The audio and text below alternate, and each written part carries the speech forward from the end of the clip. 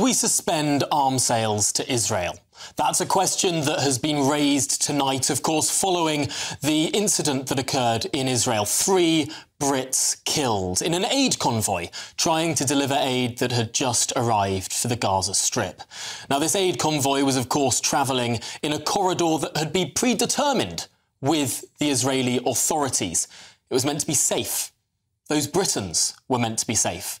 And yet they were struck down by a strike that Israel has admitted was its own.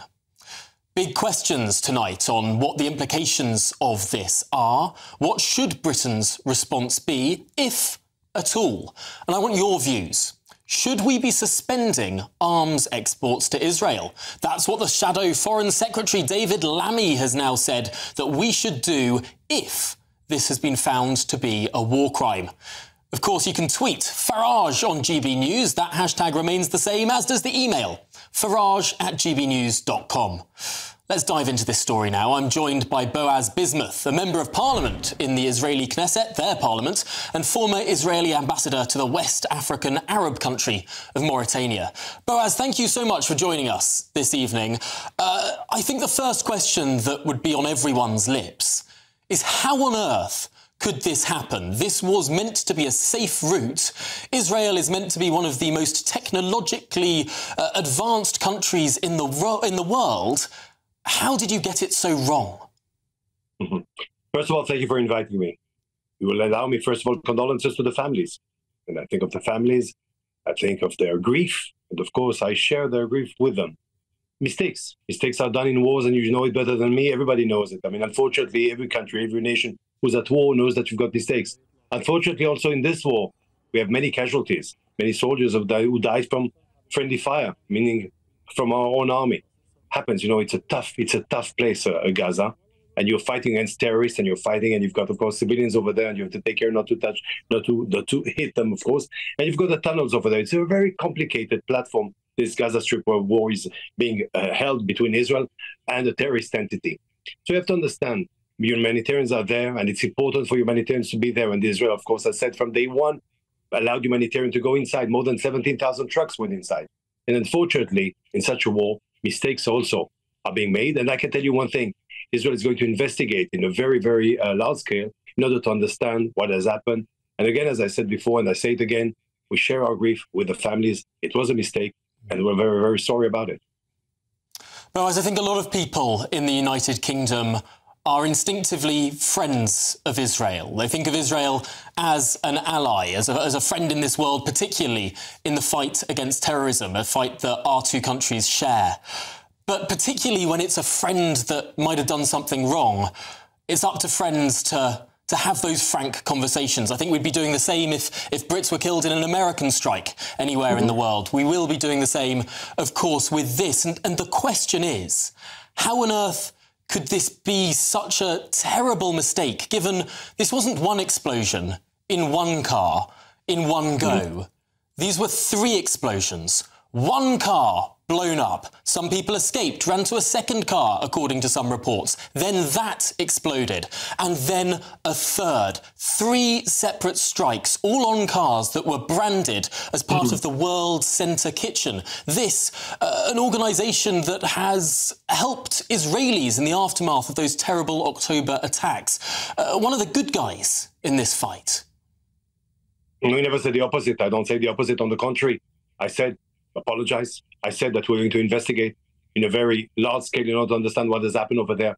As I said also, mistakes in wars, I mean, are being done. I told you, I mean, do you really think that the Israelis want to kill Israelis? Of course not. Let me remind you a very, very sad episode in this war. 3 of our hostages, unfortunately, that died. And we said it. I mean, we did not try to hide it. It was during the war. We came in to tell the families it was our mistake. It's a very, very tough war. Of course, there's no excuses. I mean, it shouldn't happen. I will not come to tell you that, I mean, these things happen and therefore we go on. No, this is something that should not happen. It happened and we're going to investigate in order not to make it happen again. Humanitarian aid is important. We have to take care and to make sure that not only humanitarian aid, also civilians. I mean, we're targeting terrorists. We're not targeting civilians. We're not targeting humanitarian aid. We're not targeting anyone who's not involved in the war by itself.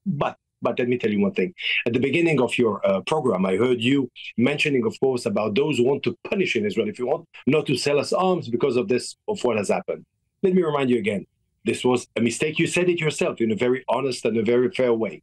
But not to sell arms to Israel is to take sides in this war. Now, you have to understand one thing.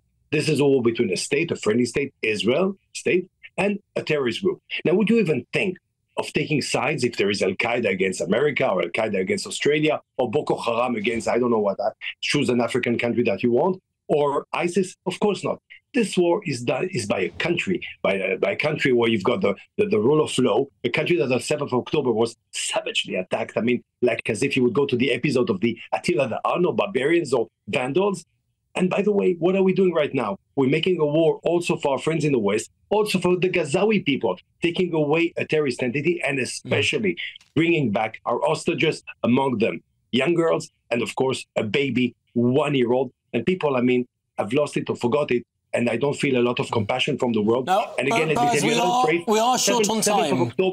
7th of October is actuality. It's not history. It's happening now. I want a quick word from you, if you have a personal message for the shadow Foreign Secretary David Lammy, the man likely to be the next Foreign Secretary of the United Kingdom. He said tonight that his government would suspend arms sales to Israel if this is found to be a war crime. What do you say to David Lammy? I would tell him just something very, very simple. I would expect any person, whether you've got responsibility or any citizen of the world right now, of the free world, if you have to choose between a country that was attacked and have hostages in Gaza, including young girls, young women, and a baby 1-year-old, and a terrorist group like Hamas, who doesn't hesitate to kill his own people, I mean, choose which side are you on? That's it. I would ask him a question. Which side, sir, are you on?